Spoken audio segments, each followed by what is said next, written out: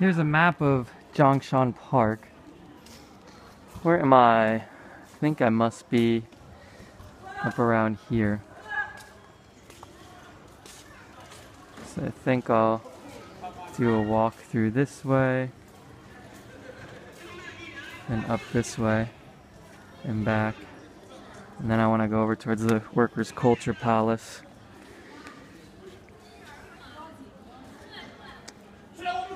Center of Beijing, adjacent to Tiananmen Tower to the east, JingShan Park's class commemorative garden, 23.8 hectares, formerly Temple of National Prosperity during the Liao Dynasty, renamed the Temple of Longevity and National Prosperity due to the Yuan Dynasty, during the Yuan Dynasty. 18th year of Yongle reign, Ming Dynasty, altar of land and grain, built in accordance with rule of the temple ancestors left, while altar of land and grain to the right, prescribed by rights of Zhou, symbolizing royal reign and national revenue. This is where emperors worship god of land and god of grain. 19th year Yongle reign, Ming Dynasty. 3rd year of Xuantong reign, Qing Dynasty, 1300. Worship rites conducted either personally led by emperors of the two dynasties or by senior officials dispatched by them. 1914 Public Park, initiative of Zhu Qichuan. Minister Internal Affairs Beiyang government, initially called Central Park. This became the first public garden in Beijing. 1925, Dr.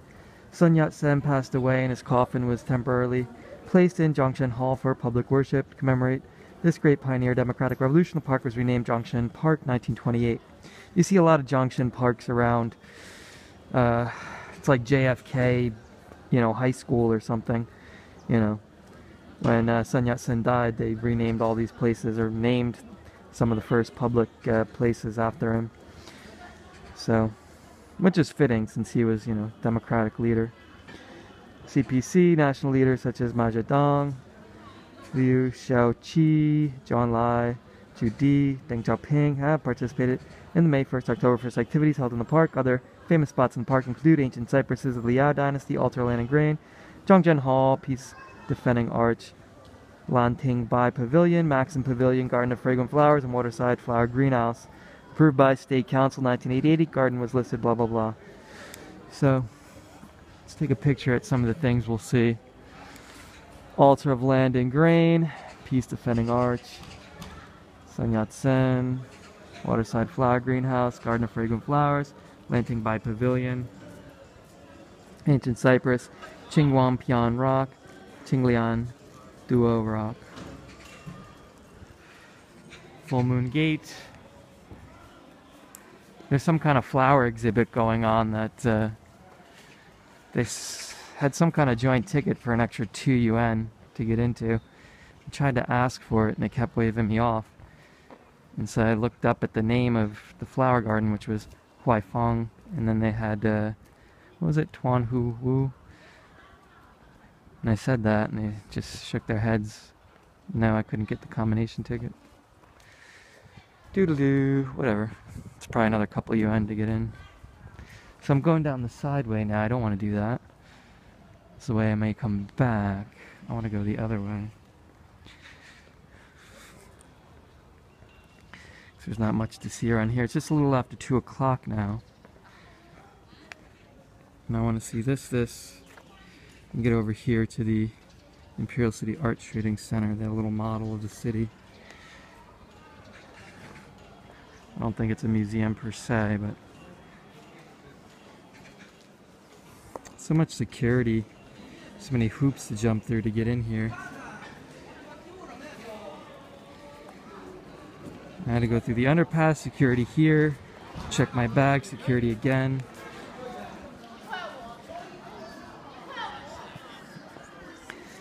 It makes you feel like you're visiting a police state, which usually I feel the opposite when I'm in China. Usually when I visit China, it's very laid back in comparison to the West. Nobody hassles you about anything. But in Beijing, it's been a bit different.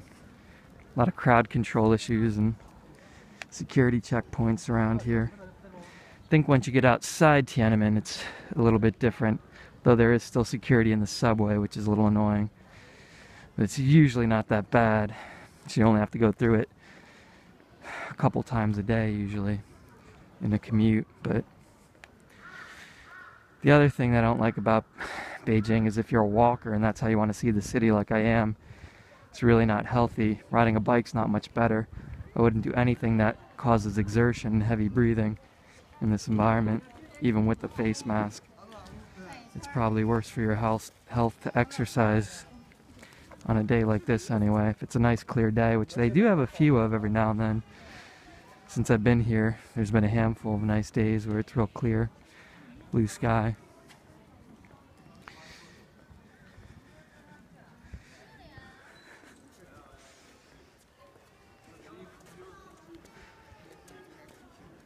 See what the guidebook says about all the halls. It does mention the park and what to go into and see here. When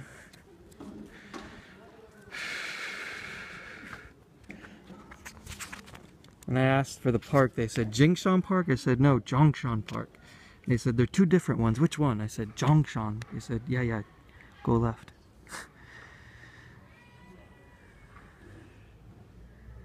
So I repeated what we already read. Square altar, spring flower tulip show. I don't think that's going on. Maybe that's why they said I couldn't get the combo ticket. Maxim Pavilion.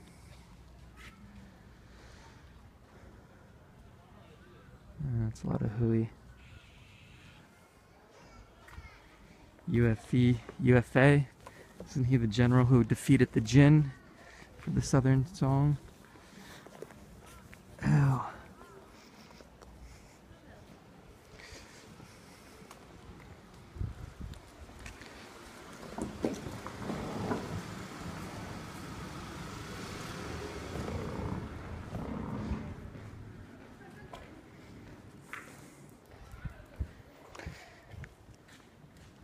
I don't know. I'm just gonna make a loop through the park. Sometimes I wonder if this is what it must feel like if you're a foreigner visiting like Central Park, you know? And you just have like no perspective on it. You'd be like, what the hell? It's totally confusing. Maybe I do want to go this way. These are where all the central halls are. Square altar, etc., etc.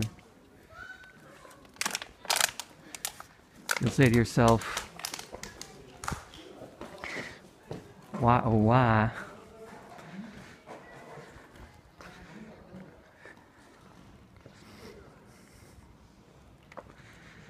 Would anybody have a big old park like that? It's so confusing to walk around. It's such a different experience when you go somewhere as a tourist and you work from a guidebook. You actually get a much more complete sense of the place than someone who lives there, which is very odd. Because someone who lives there would never do that. They'll say they know everything about it, blah, blah, blah, but they actually don't. You tend to pay more attention and read more of the history if you're an actual tourist. So you can go peek in the doors of these halls if you're so inclined. It's actually a nice day to be walking around in the park because it's not blazingly hot out. The air quality is not great, but if it was a really nice day out, I'd want to be at the Great Wall, which was what I initially planned to do today. I was like, to hell with that. If it's going to rain and be cloudy. And there you get a better look at the dugong. They had to put netting up to keep pigeons. There's some netting, you can't really see it.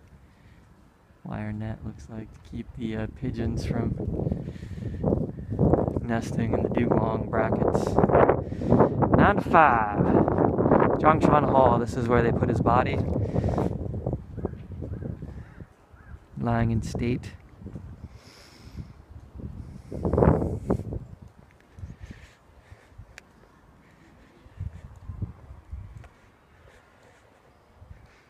Walk through the park. Pailu. Pailu is a gate. And they have sometimes like Wu Pailu. It's like a 5-arched gate. 5 bays anyway, since most of the gates are post and lintel. What's the Pailu? So here's the altar to the earth. I guess they would do some ceremonies here. Little incense, a little seed sowing. The emperor would toss some seed. Do a little worship.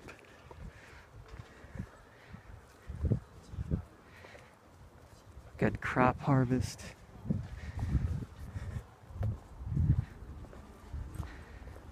I do think one of the problems with socialism or communism probably, I don't like to be too political in my videos, but if you think about it, if you want to have an agricultural society, you kind of have to suppress a lot of things culturally, because people are going to say, oh, hey, I want a television and electricity and all this stuff. So that doesn't work well, so then you gotta go, okay, well, everybody can't be farmers then, obviously, if we're gonna do that. So we gotta have some industry, blah, blah. Then once you open the door to specialization of the workforce, you really can't get away from giving people whatever they want. You kind of have to just let the chips fall where they may at that point.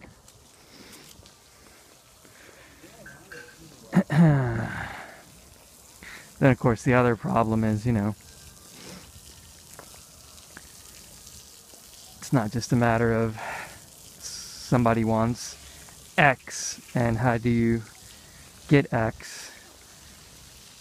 A lot of people don't want X, and so what happens if no one really wants to be a farmer anymore, you know? It's kind of hard too if you try to force people to do it. Big problem. And the market actually does usually dictate pretty well, but that's a dark side of capitalism. You have a lot of people doing jobs they kind of hate or didn't want to do. In a way, it feeds the capitalist system though very well. If you don't like your job and you're burned out and you go home, you watch your favorite cartoons or TV shows, go shopping, spend your money, and that's how you fulfill yourself, rather than saying, well, what I really wanted to do was this or that, but it wasn't in the cards for me because I wasn't tall enough to be a basketball player, or didn't have enough money to go to school and become a doctor, blah blah. So you can fulfill yourself by doing all these other things, going on vacation, whatever, with your money. But I've been thinking about that a lot lately since I've been in this country and thinking about intellectual property rights and all of that stuff.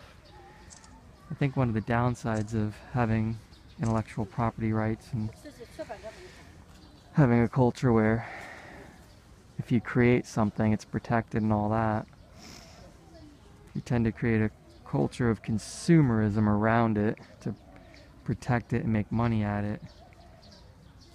You have to create something that's consumable, and then anybody else who may create something that has something to do with what you've done, either directly or indirectly, can be very touchy if you don't create something completely new of your own creative, you know, endeavors, which creates a problem, because if you want to do something that's actually related to information, what exists out there, like a museum or something like I'm doing, making a video, it could get real touchy. Any one of these maps I look at or statues, somebody could complain and say, oh, that's my intellectual property right, you don't have a right to use it.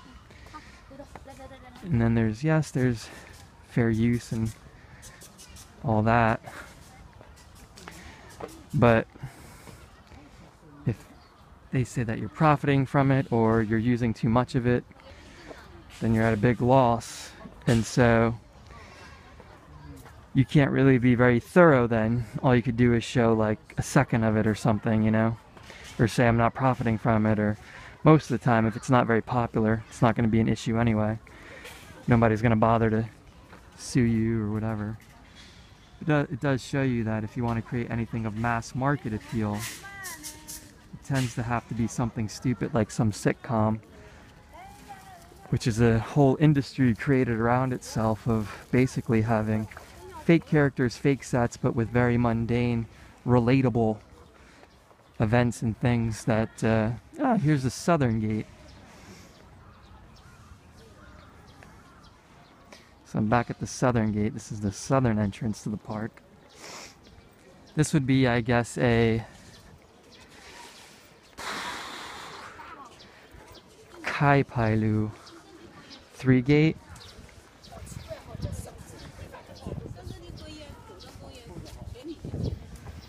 What is 3? San or Kai? Kai is color, San is 3. San Pailu, 3 bays. So yeah, everybody can relate to so-and-so doesn't like their job. Now there's the Tiananmen gate, where I came in earlier. So so-and-so doesn't like his job or whatever, you know, and kid comes home from school and all these stupid plot lines, married with children, whatever, you know, that are funny shows and entertaining, but if you think about it, it's all, you know, got to be created original so that they can use everything they show. And about the best they'll do is say, it's set in Chicago. And then the rest is this whole little world they create. And then you start caring about this little world they create, but the reality is it doesn't have anything to do with your world or your reality, which is partly what it's appealing to. And appealing for you to watch it, because then you can say, oh, well, you know what? I like that show because it's entertaining and it's stress relieving. Because even when something dramatic's happening, it doesn't really have any bearing on my life. So guess what? It's fun for me to watch it. Isn't that weird that way? I think it is. So let's see, we're JingShan Park.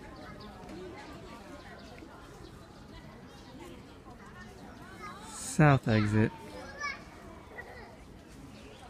I don't know why I bother doing all this, I'll never come back. Sometimes I think I'll sell these maps or something, but I bet I could do that. The maps that Galileo creates are free.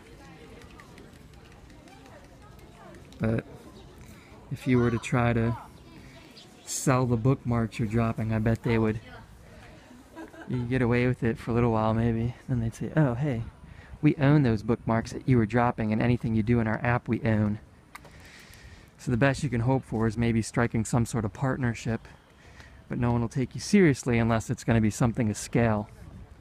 So if you have like maps of 24 cities, who gives a shit, that you've personally went to, great, good for you. It's going to be hard to sell it to anyone else because other people are going to want to know where all the food and shopping is, and I kind of don't get into that too much. It's mainly just streets. I don't record a whole route either. I'll create a new line at each corner that I go to, so it would be hard for someone to follow.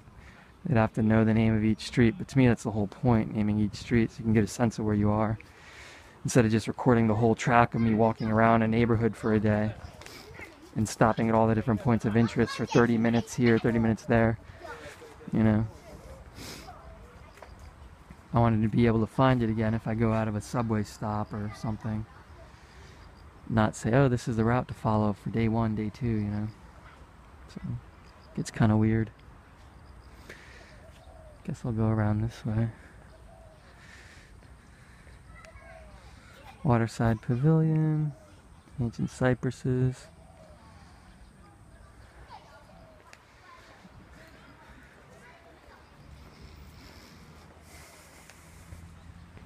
Looks like ginkgo biloba trees. I like planting these in Manhattan, I think because they grow tall and straight.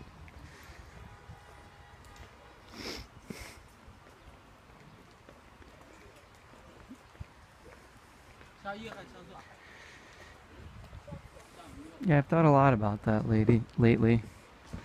Intellectual property rights doesn't really occur to you when you grow up with all these things that are created, cartoons, and you have production houses like Disney or whoever making, you know, cartoons and all this stuff. And it's all wrapped up in this little world that really doesn't have anything to do with reality. And I think it is quite different from living in a tribal community where you might have told a story around a campfire and no one was gonna like sue you if you like thought about the story or talked about the story or whatever. Even up till I'd say about 10-15 years ago, back when you could still make money writing a book. You could write a book about something and talk all about it in the book. Describe in full detail what you're looking at, right? You could do all that in a book. No one will sue you unless you're saying something that's not true or gets too subjective, you know, insult someone, rub them the wrong way. But no one's gonna sue you if you talk about how beautiful something is. You know, if you go on and on about it being a shithole or something, they'll probably want to sue you. That's the other problem I have. If I'm honest about stuff in my videos, people don't really like that, you know. If you're gonna be a travel writer, you can't write negatively about something unless you're doing your book like Lonely Planet that bases itself off of selling the book because of its honest reviews. And again, it's never really negative. The book's real careful to tread a line of just not really mentioning anything that's stupid or too negative, because why would you bother? And just mentioning prepare for an hour wait in line, or I don't know, whatever. They find the good in everything, each park or something you're going to.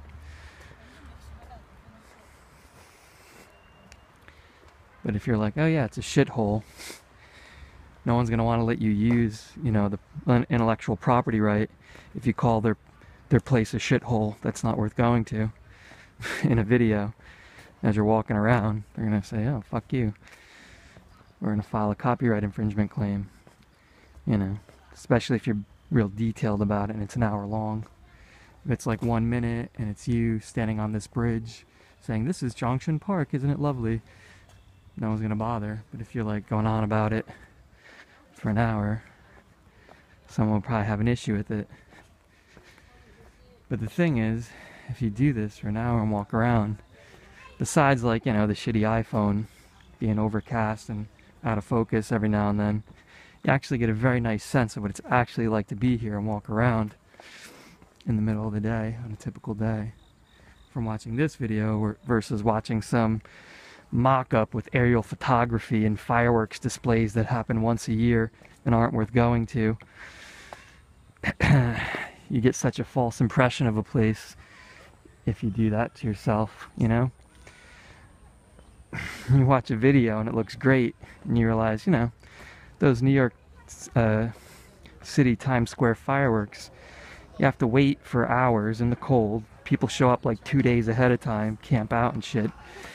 Then unless you're really close, you can't even see the ball drop except for the first second or two. And then you say, I'll never do that again. But you wouldn't know that unless you actually sat there like a dickhead for the whole time.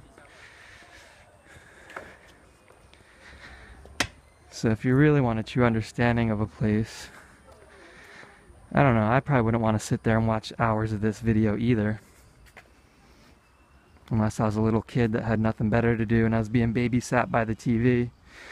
I even worry about that. I don't know if I'd want my own kids watching these videos because I drop F-bombs and do other inappropriate things, I guess, I don't really think about as if I was making it for children, you know.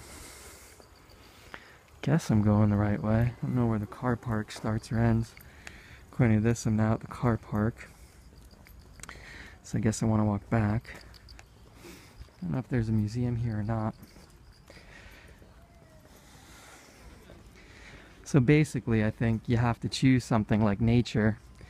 If I was doing only national parks, the only trouble I might run into is if I record a ranger giving a tour who doesn't want to be on YouTube, or inside a visitor center where there's something on exhibit or whatever that they don't want you taking photos of or something.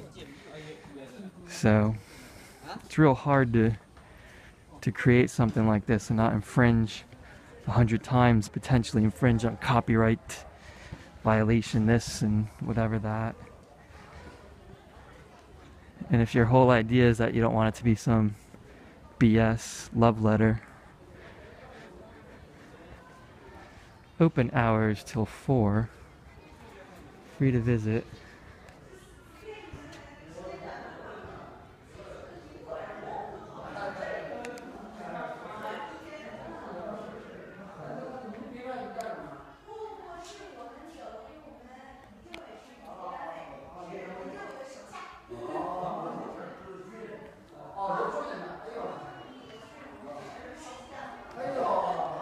That's the little thing that was the museum on here, huh? I guess. Or is it something else?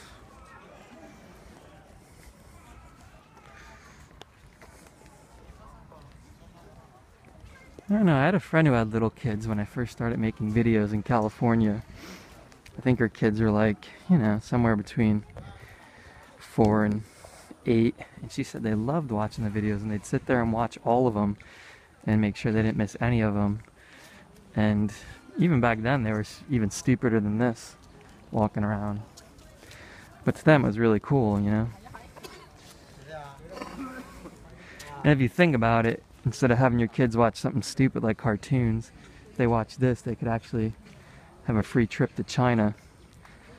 Some of it would be over their heads, but I think very quickly they'd absorb like little sponges enough of it that they'd probably get about the same amount out of it as your average adult.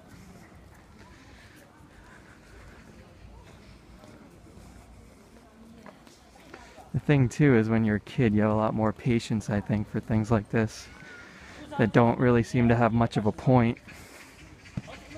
I know me as an adult now, it's like, get to the point, what's the point? As a kid, I could watch 6 hours of TV and not really think about what the point of it was. I think it's a lot easier. Little kids can push themselves till they about collapse. But in a way, as an adult, intellectually, to challenge yourself, it's a lot easier.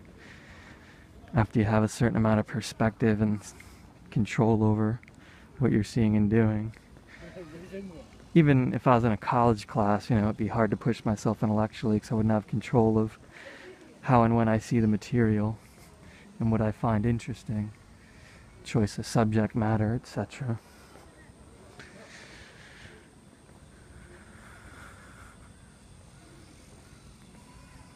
The slaughter pavilion, huh?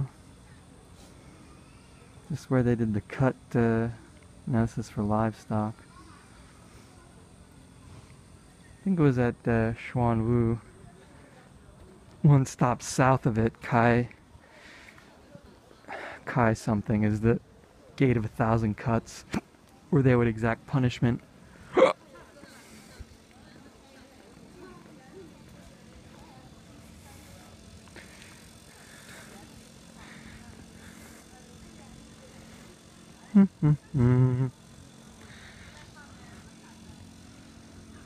It's over here in this hall.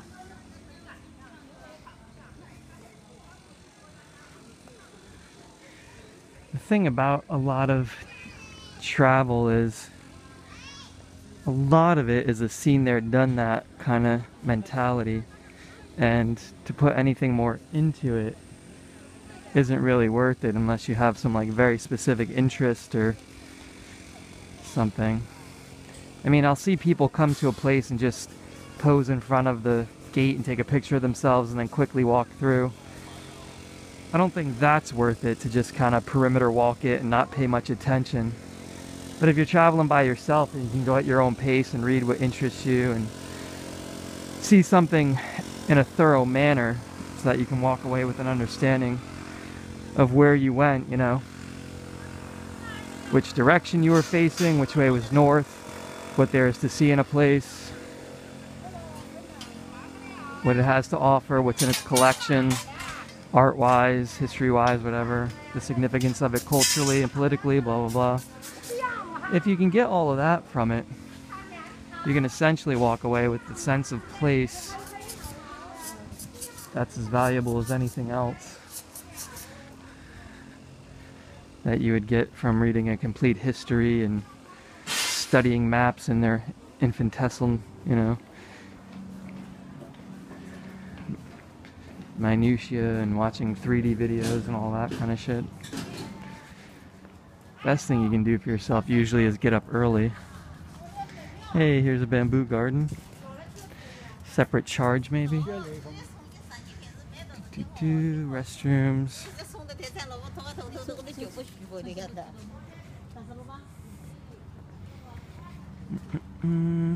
They are here, back towards the altar of land and grain. Garden of fragrant flowers. Bumper cars. It's not a park unless they have a cruise terminal. I guess you can take a boat maybe. Sometimes you see a translation like that and you say cruise terminal. I think they probably mean boathouse.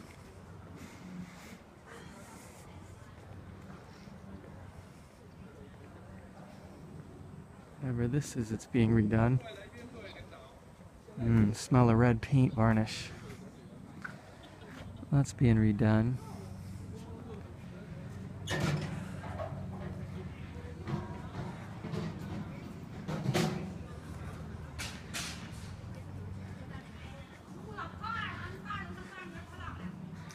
This may be what I wanted the combo ticket for.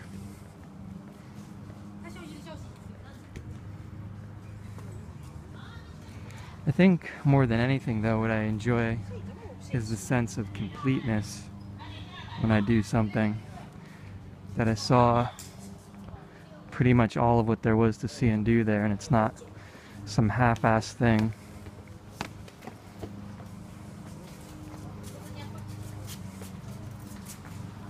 Hello. 2? 3. I think I have.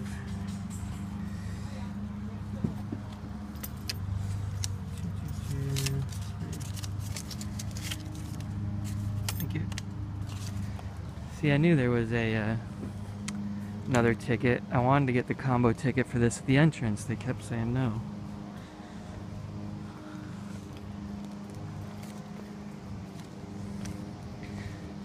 So I think it just ends up essentially being 6 yuan instead of 5 if I bought them all together.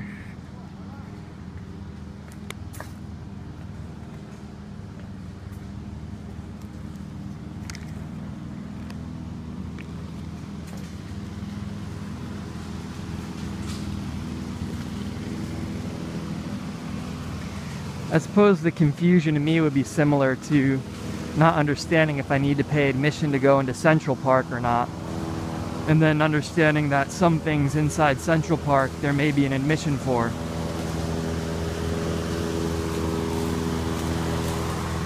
And for some of them it may be cheaper to buy a joint ticket that includes 1 or 2 things.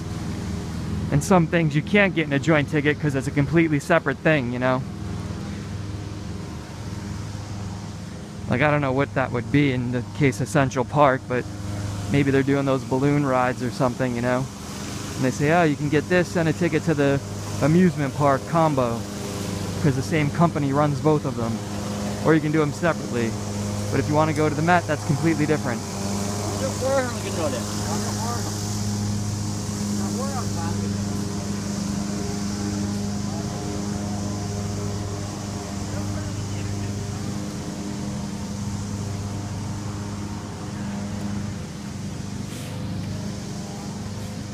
Seeding the grass.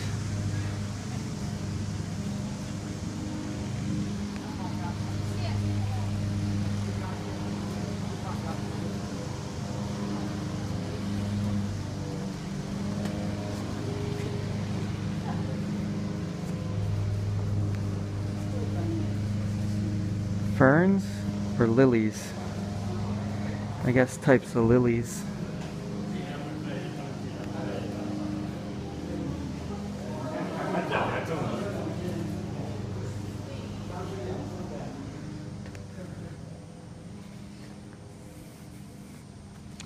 I'm not particularly keen on Chinese courtyards, gardens, and architecture. I much prefer Japanese something even in the style of art, not so much painting and calligraphy, but, well, painting, I suppose, drawing and painting. If you compare the Japanese art, architecture, calligraphy, painting, seems like a distillation of the East Asian Chinese. And it seems more mature and adult, whereas you look at some of the things in China, it looks a little more childish, I would say. Not to be demeaning, but just like the impression it gives me, versus like the more refined aesthetic of Japan. I don't know how else to describe it. It's very visceral. You'll see it, you'll know it. The difference between China and Japan, they're extremely similar, but you look at things that are Japanese, it's more, usually a little more anyway, aesthetic and refined.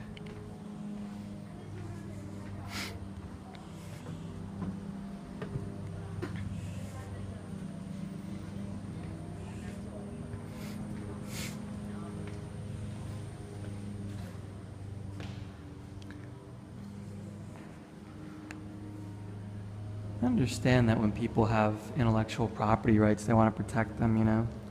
But if I didn't stick the camera in here and look at this, then you really wouldn't get a very good sense of what this is like, right? But say that somebody's painting that I just looked at for a second. Well, if I go ahead and publish this video, someone could say, hey, that's my painting, copyright infringement.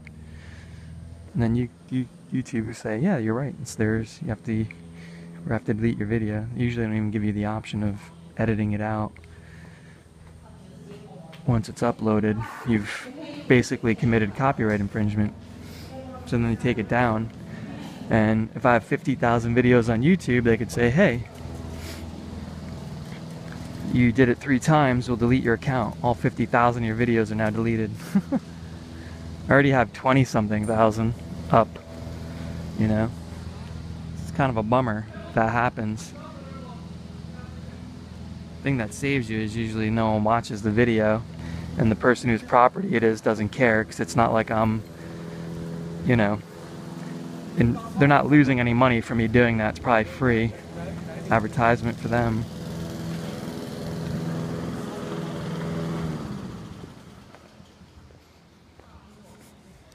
Now, how do I exit here? The way I came in, I guess. Although if you're bad-mouthing what you're looking at, then they'd probably get angry and want you to take it down, you know? If you're making some lewd comment or whatever. So you have to be careful what you say, you know? Guess I go out the way I came in. So that would be the idea of, I don't know, I guess it's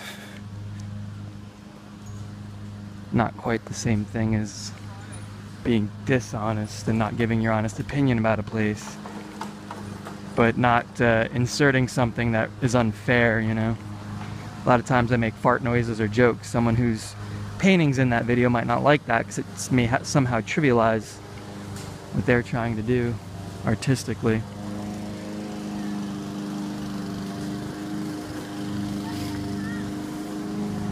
It's a very fine line, I suppose, but a lot of gray area at the same time of, is it actually copyright infringement? Because there is a fair use clause for purposes of commentary that you're allowed to do as a journalist, for instance.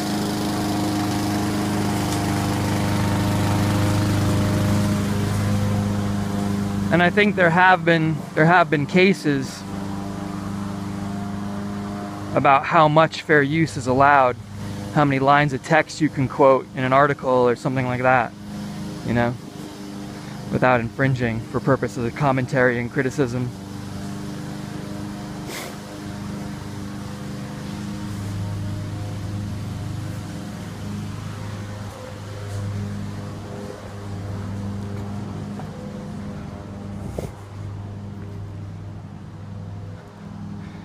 But it creates an exponential growth of private intellectual property.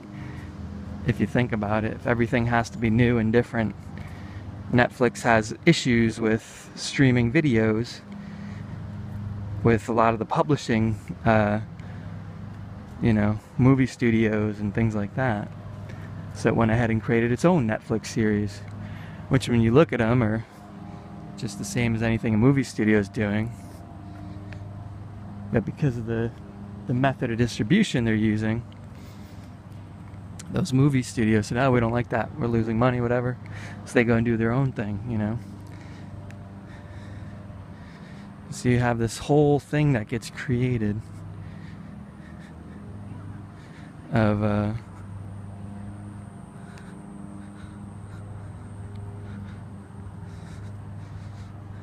different use.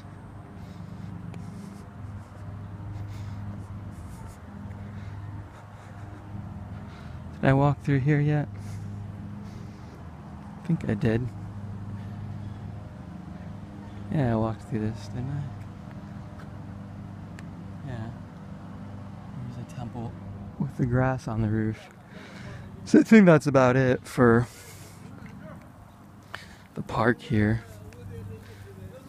I think I'll walk out, hang a right, and go up this way. And that'll have been Zhongshan Park. Not that I got much out of this besides a therapy session.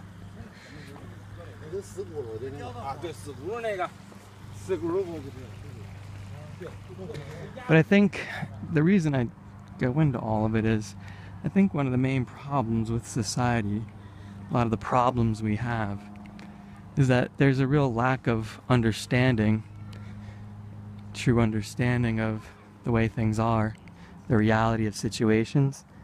And the only way to get that understanding is to go through a lot.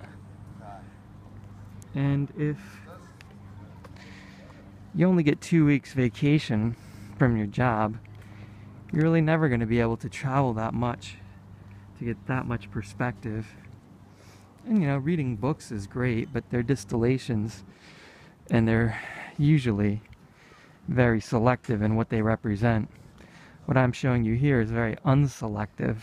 Basically walked around the whole park. I showed you a lot of stupid stuff, but that in turn gives you a lot of perspective of what it's actually like to visit this park, instead of just showing you some fancy, you know, highlight shot of what it looks like here at its absolute peak of bloom in one area, then showing you the other area in the dead of winter and all these things that you'll never have the experience of getting. Yes, that's an objective view of what it's like here year-round, so in a sense it's more complete, but in a sense it's not really a accurate view of what it'll be like for you when you visit here. So maybe you'll end up getting disappointed if you come here and visit, because you're not going to see that. It won't be like that, even if you come at that exact time of year, maybe, you know. So the valuable perspective that you'll be getting from something like this, then again, it is my subjective reality that I'm showing you. I choose where I'm pointing the camera, although for the most part it's what you would see if you walked a route through the park. And I try to read everything and whatever. I try not to skip over things.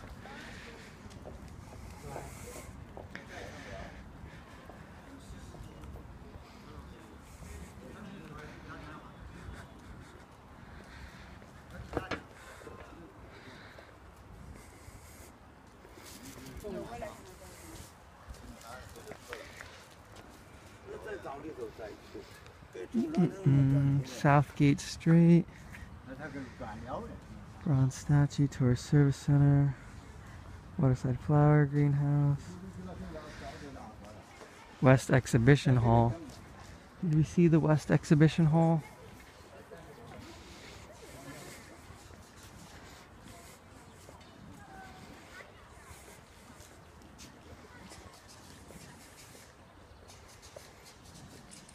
Southgate.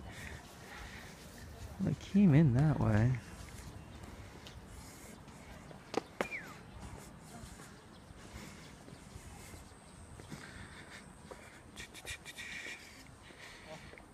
Which way do I want to go? think I essentially want to hang a left.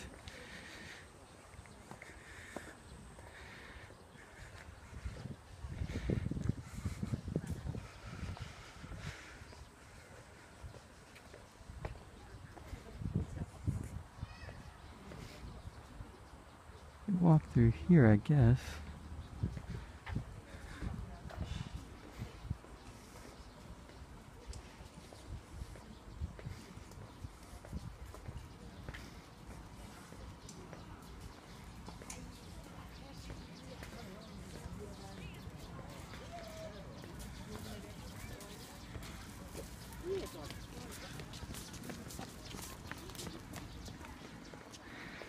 Gets a little weird making these videos sometimes. And you say to yourself, would it be more valuable to show you everything of what it would be like to walk through the park, or and have one long video, or would it be more valuable to have 3 or 4 or 5 different short videos of a few minutes each that show you the highlights, like Mr. Sun Yat-sen? Or should I have shown up here first thing in the morning when all the locals are doing their shadow boxing and dancing exercises? What's the truer thing, you know?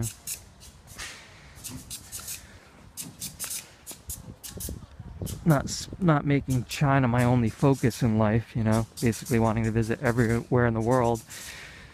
I think what you'll get out of it is a running narrative of a place. And I don't think you'll see anything in the morning here that you wouldn't see in any other park. Karaoke and badminton.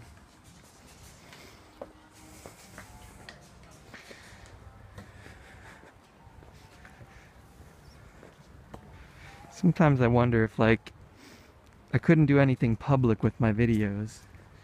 What would happen if there was ever an artificial intelligence that could be created, like a supercomputer, and you could have it watch these videos and give it this walking map, and then it could, you know, collect other information from the internet on the place. There's probably enough pictures of most things, most popular things, to build a 3D model like they did of the front of, there's a computer program, they took all the pictures online on like some photo bucket type website of Notre Dame Cathedral. They were able to build a 3D model of the front of Notre Dame Cathedral because there were so many pictures taken from slightly different angles of the front of the building that they were able to build a 3D model. It's kind of cool, right? Using all that information. So you think, what if a what if a supercomputer several generations advanced from anything we have now? It would love my videos probably, because it would give them this perspective that they couldn't get from looking at satellites or even 10 million photos combined.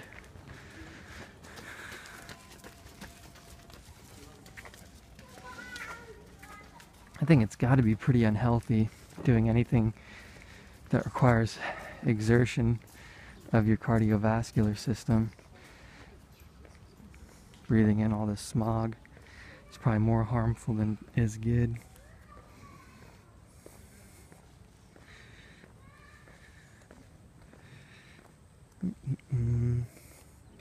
So next up we have the Culture Workers Palace.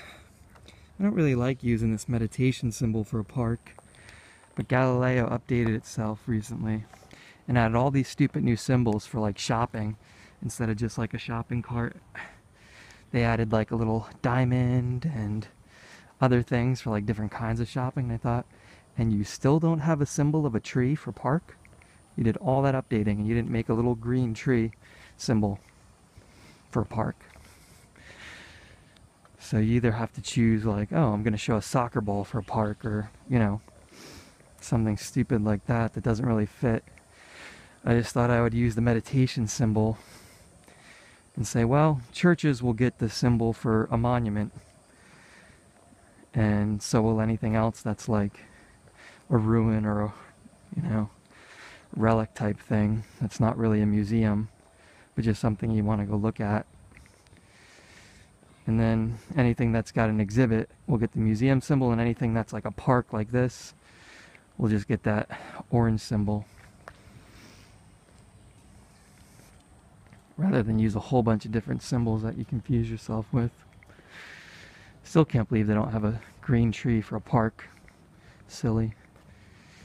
I can't use any of the blue symbols really because it blends in too much if there's water or something. I'd use it for rivers because there's a little white star inside the blue square for that, but try not to use anything besides orange. Green symbols don't work that well either because it blends in too much. Although if you're in a city, but then they show green for the park areas so it wouldn't stand out much. Doo-doo-doo.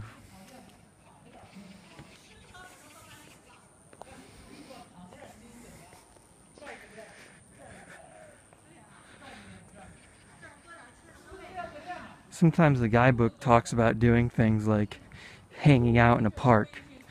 How nice it would be to just like hang out in a park for a day and rent a boat on Huahi. This is fur and open. I think they mean free. Hello.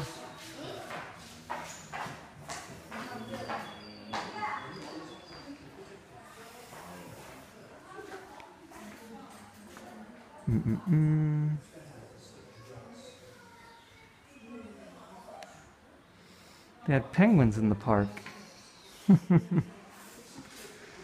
Sometimes if you're going only on the pictures, it's a little tough.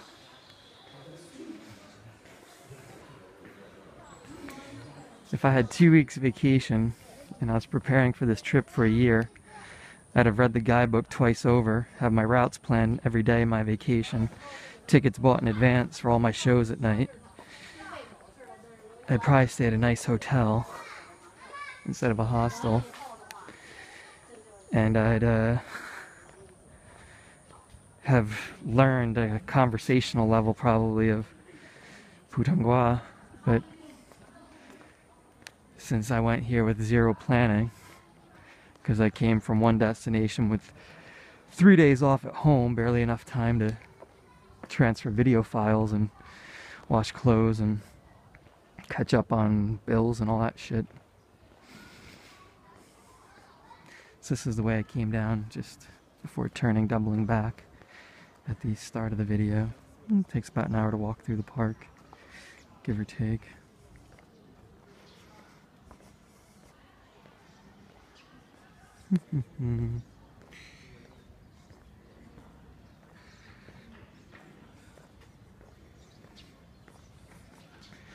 Suppose everybody enjoys different things. What I enjoy is a sense of completeness and understanding what is in Zhongshan Park and having walked around it.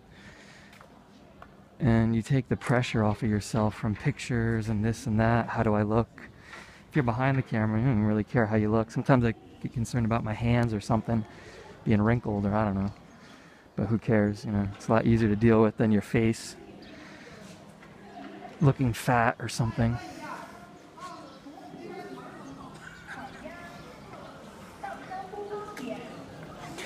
So I assume the entrance to Workers' Culture Palace is the same thing. I turn and walk straight across here. I'm gonna drink a water. When I asked for the park, they said JingShan Park. I said no, Zhongshan Park. They said they're two different ones. Which one? I said Zhongshan. They said yeah, go left.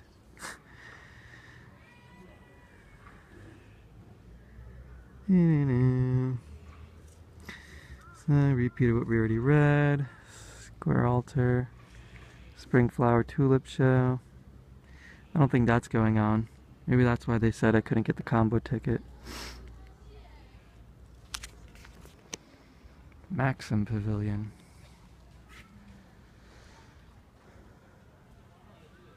That's a lot of hooey. UFA. Isn't he the general who defeated the Jin for the Southern Song? Ow.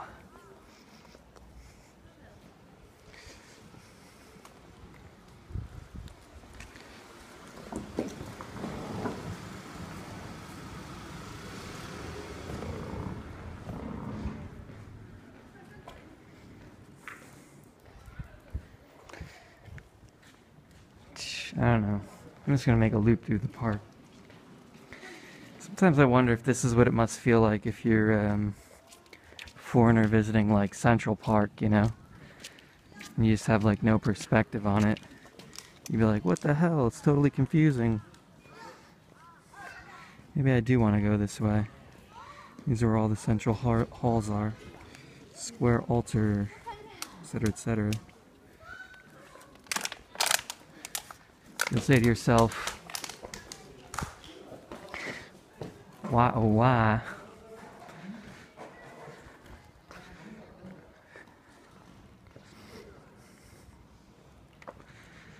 Would anybody have a big old park like that? So confusing to walk around. Leader.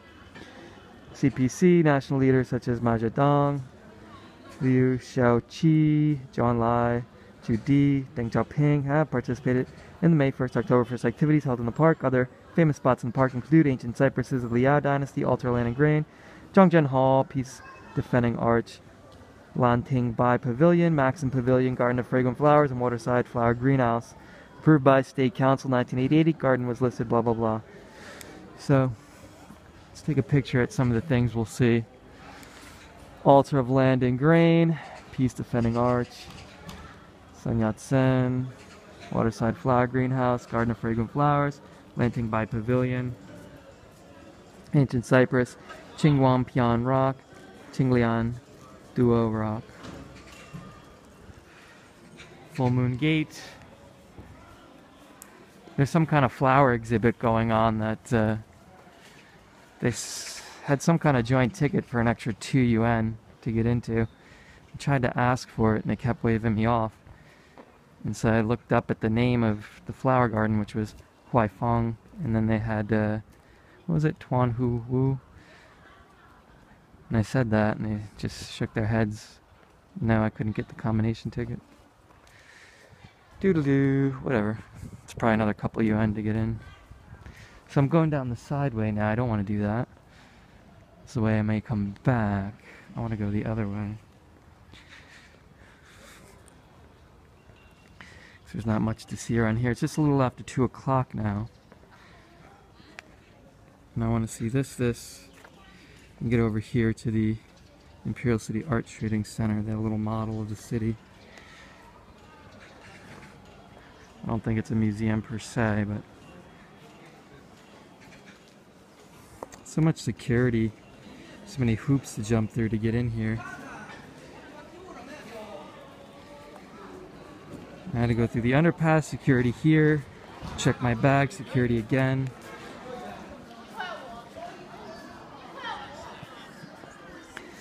It makes you feel like you're visiting a police state, which usually I feel the opposite when I'm in China. Usually when I visit China, it's very laid back in comparison to the West. Nobody hassles you about anything. But in Beijing, it's been a bit different. A lot of crowd control issues and security checkpoints around here. I think once you get outside Tiananmen, it's a little bit different. Though there is still security in the subway, which is a little annoying. But it's usually not that bad. So you only have to go through it a couple times a day, usually, in a commute. But the other thing that I don't like about Beijing is if you're a walker and that's how you want to see the city like I am, it's really not healthy. Riding a bike's not much better. I wouldn't do anything that causes exertion and heavy breathing in this environment, even with the face mask. It's probably worse for your health to exercise on a day like this anyway. If it's a nice clear day, which they do have a few of every now and then. Since I've been here, there's been a handful of nice days where it's real clear, blue sky.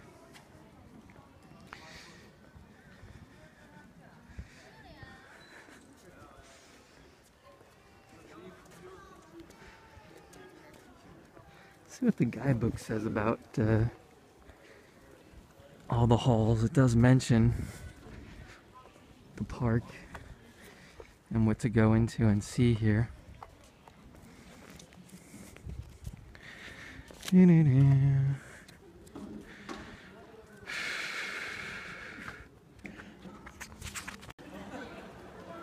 Here's a map of JingShan Park. Where am I? I think I must be up around here. So I think I'll do a walk through this way and up this way and back. And then I want to go over towards the Workers' Culture Palace.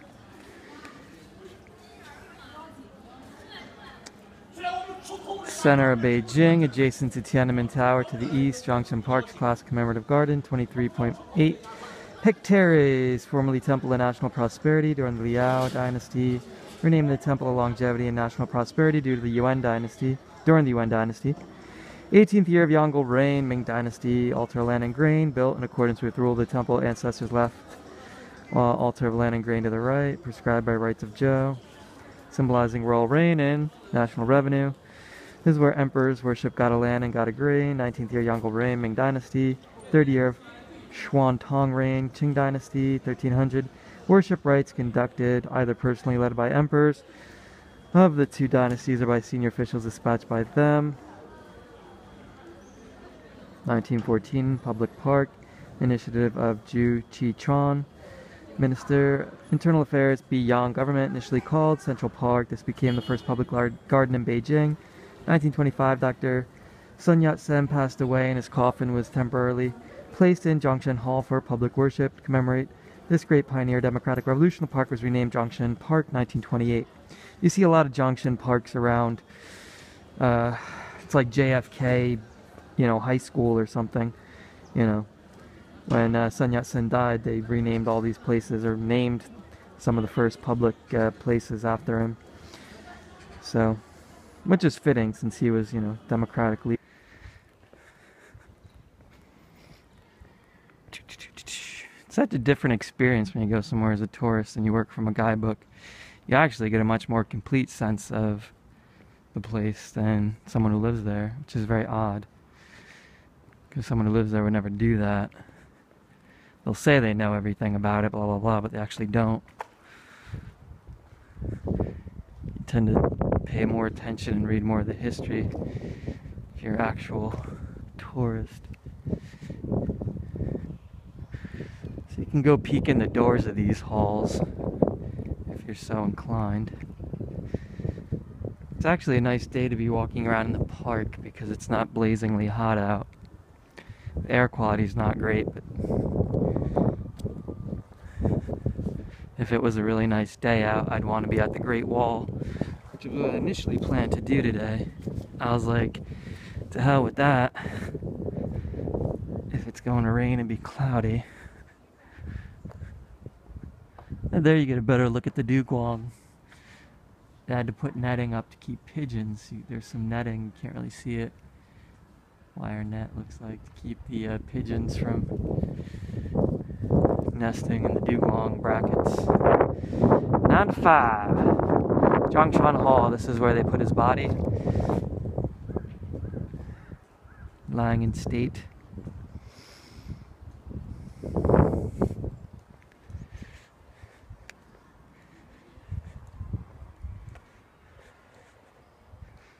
Walk through the park. Pailu. Pailu is a gate. And they have sometimes like Wu Pailu. It's like a 5-arched gate. 5 bays anyway, since most of the gates are post